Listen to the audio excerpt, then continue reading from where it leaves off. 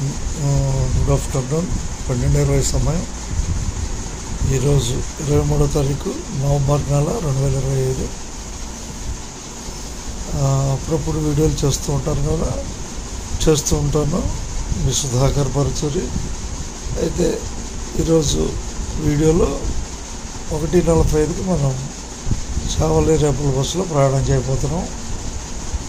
1:45 తెనాల నుంచి చావలి రేపల బస్సు. అందరికి ధన్యవాదాలతో 1:45కి మధ్యాహ్నం 1:45కి తెనాల నుంచి చావలి మీదుగా రేపల బస్సులో ప్రయాణం చేయడానికి సిద్ధంగా ఉందాం.